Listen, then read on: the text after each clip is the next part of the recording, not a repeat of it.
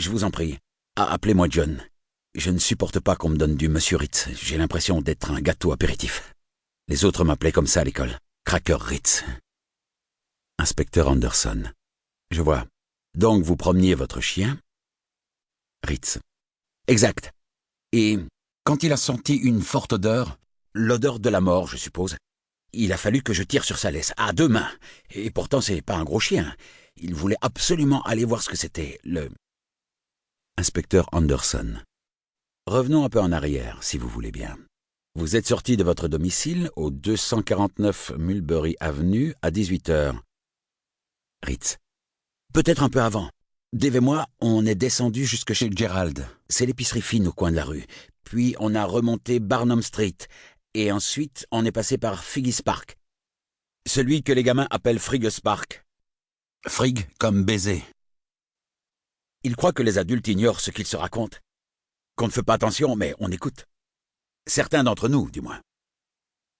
Inspecteur Anderson. C'était votre promenade habituelle? Ritz. Oh, des fois on change un peu, pour ne pas se lasser. Mais on finit presque toujours par le parc. C'est plein d'odeurs que Dave adore renifler. Il y a un parking, presque toujours désert à cette heure-ci. Sauf quand des lycéens jouent au tennis. Mais il n'y en avait pas ce soir-là, car les cours sont en terre battue, voyez-vous, et il avait plu un peu plus tôt. Le seul véhicule était une camionnette blanche. Inspecteur Anderson. Une camionnette commerciale? Ritz. Oui, voilà. Sans fenêtre sur les côtés, avec une porte à double battant à l'arrière, comme celle qu'utilisent les artisans pour transporter tout leur matériel. C'était peut-être une Econoline, mais je ne pourrais pas le jurer. Inspecteur Anderson. Y avait-il un nom de société marqué dessus, genre climatisation machin ou fenêtre sur mesure truc-muche? Ritz. Non, rien du tout. Par contre, elle était sale, ça, je peux vous le dire. Ça faisait un moment qu'elle n'avait pas été lavée. Et il y avait de la boue sur les pneus, sans doute à cause de la pluie. Dave les a reniflés. Et puis on a pris une des allées de gravier entre les arbres. Après 500 mètres environ, Dave s'est mis à aboyer et il a filé dans les buissons sur la droite. C'est à ce moment-là qu'il a flairé l'odeur. La laisse a failli m'échapper. J'ai voulu le ramener vers moi. Impossible, il tirait de toutes ses forces et il grattait la terre avec ses pattes en aboyant. J'ai réussi à le faire revenir. J'ai une laisse rétractable, c'est très pratique parfois, et je l'ai suivi. Maintenant que ce n'est plus un chiot, il s'intéresse moins aux écureuils et aux tamias, mais j'ai pensé qu'il avait peut-être senti un raton laveur. Je voulais l'empêcher de se jeter dessus, que ça lui plaise ou non. Un chien doit savoir qui commande. C'est là que j'ai vu les premières gouttes de sang, sur une feuille de bouleau, à hauteur de poitrine, soit à environ 1,50 m du sol. Et il y avait une autre goutte de sang sur une feuille un peu plus loin et une grosse éclaboussure dans des buissons plus loin encore. Du sang encore frais, bien rouge. Dave l'a reniflé, mais il voulait continuer à avancer. Ah, avant que j'oublie, c'est à peu près à ce moment-là que j'ai entendu un bruit de moteur derrière moi. Je l'ai remarqué parce qu'il faisait un sacré boucan, comme si le pot d'échappement était foutu. Une sorte de grondement, vous voyez? Inspecteur Anderson.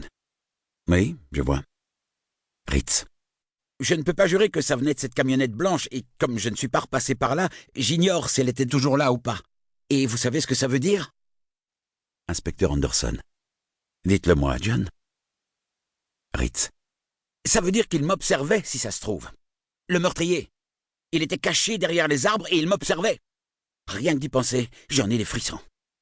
Après coup, sur le moment, j'étais concentré sur les taches de sang et sur Dave qui allait m'arracher le bras à force de tirer. Je commençais à avoir la trouille. J'ai pas honte de l'avouer. Je suis pas très costaud, et même si j'essaye de m'entretenir, j'ai la soixantaine maintenant.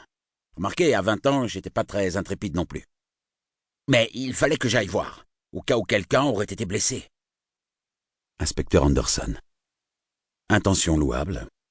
Quelle heure était-il quand vous avez découvert cette piste de sang? Ritz. Je n'ai pas regardé ma montre, mais je dirais 6h20.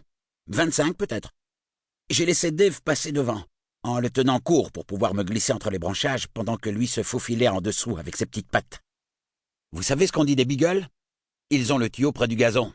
Bref, il continuait à aboyer furieusement.